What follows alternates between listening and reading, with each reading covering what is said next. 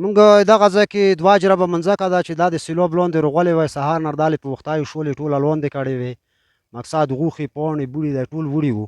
د سهار نردالې په دا خاټو کې وختایو و ښځینونه مه په ستړي کړل. همدا رقم ته د کور ته پورته خلکو ته ډېر زیانونه اوښتي دي. خلکو شولې، جوار، کورخې هر څه چې د سیلاب لاندې رغولي دي.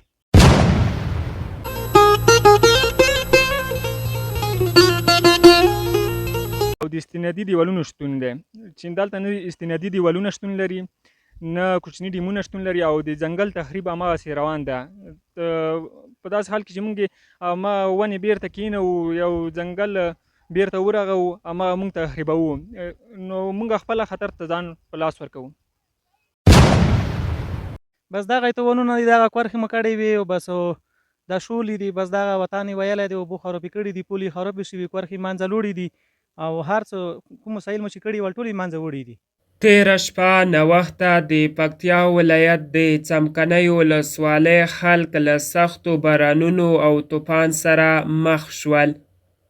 د طوفاني باران له امله نه یوازې د خلکو زراعتي فصلونه سخت زیانمن شوي، بلکې ګڼو سیمو کې یې میوو، وریژو، جوارو، لوبیا، سیبینو او نورو نباتاتو ته ان خټین کورونه هم له خطر سره مخ کړي دي. خلک وایي دا دومره زورور طوفان له ډیرو کالونو وروسته و چې د کال فصلونه یې په یوه شپه له منځه یوړل. زیانمن شوي بزګران بیا داسې وایي زموږ فصلونه ټول ویجاړ شوي، موږ مرستې او لاسنیوي ته اړتیا لرو.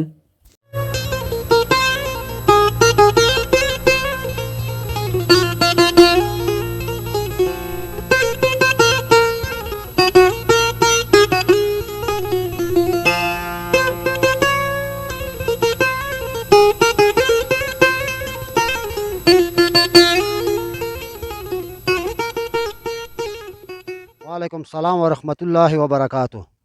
زه بسم الله جان څمکنی یم، د څمکنیو ولسوالۍ عبدالرحمنخیلو کلي اوسېدونکی یم. مونږ دغه ځای کې دوه جربه منځکه ده چې دا د سیلاب لاندې رغولې وای، سهار نردالې په وختایو شولې ټوله لاندې کړې وې، مقصد غوښې پاڼې بوړي دا ټول وړي وو. د سهار نردالې په دا خاټو کې وختایو و ښځینونه مه په ستړي کړل. همدا رقم ته د کور ته پورته خلکو ته ډېر زیانونه اوښتي دي. خلکو شولې، جوار، کورخې هر څه چې د سیلاب لاندې رغولي. یاره د ما په فکر هغه د سکې خیلو پالې دغه ځای نه ماته بریښې ته ورشا ده. د هغه نه پر دې خوا دغه ځمکه د ما په فکر 100 جربه به وي چې دا په بشپړه توګه متضرره شوې ده، د سیلاب لاندې رغولې ده. شولې او جوار، کورخې دا هر څه خراب دي، د ریګو او د سیلاب لاندې رغولې ده. د دې سیمې اوسېدونکي 80% غریبکار خلک دي، غریب خلک دي، اقتصادي وضعیت یې ښه نه ده.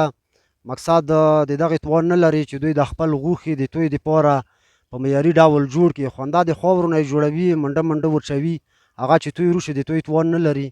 مقصد سیلاب په وړي پټیونه. پوښتنه دغه ده او موږ نور عملي کومک نه ترنه غواړو، خو موږ سره د په دغه غوښو کې کومک وکړي، استنادي دیوالونه دې جوړ کړي او دوی د دغه کار یې موږ سره وکړي.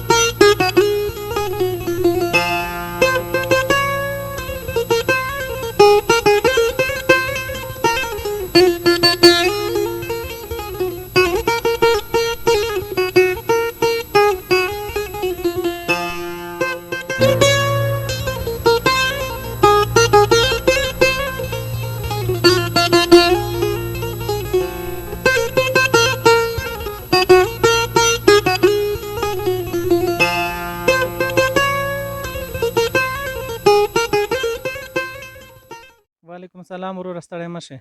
نوم یې عمر ګل دی، د پکتیا ولایت د څمکنیو ولسوالۍ د سکوخیلو کلي.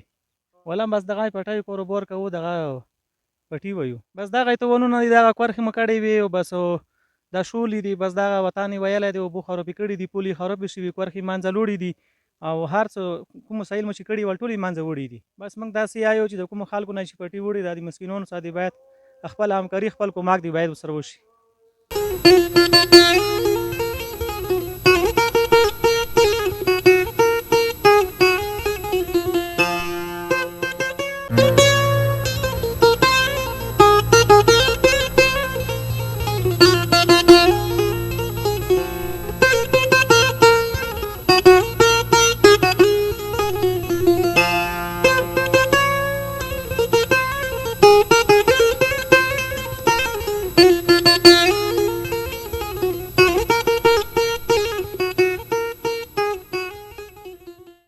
نوم یې انجینر محمد ایوب څمکنی دی د پکتیا ولایت څمکنی ولسوالۍ اوسېدونکی بالکل دا سیلابونه چې په پکتیا ختیځو ولسوالیو کې همداشان ولایتونو کې وو زیانونه یې ډېر وو اکثریت که موږ وګورو په څمکنی ولسوالۍ همداشان جانهیل ولسوالیو کې دهقانانو ته سخت زیات زیان اړولی ده د هغوی شولو فصلونه لوبیا همداشان سویابینو فصلونه یې ورته خراب کړي دي تقریبا د 150 هکټارو شاوخوا ځمکه یې په جانهیلو او څمکنیو کې خرابه کړې ده د ځنګلونو شتون سیلاب مخنیوي کې ډېر اړین رول لري د استنادي دیوالونو شتون دی چې دلته نه استنادي دیوالونه شتون لري نه کوچني ډیمونه شتون لري او د ځنګل تخریب هماغسې روان ده په داسې حال کې چې موږ ما ونې بیرته کینوو یو ځنګل بیرته ورغو هماغه موږ تخریبوو نو موږ خپله خطر ته ځان په لاس ورکوو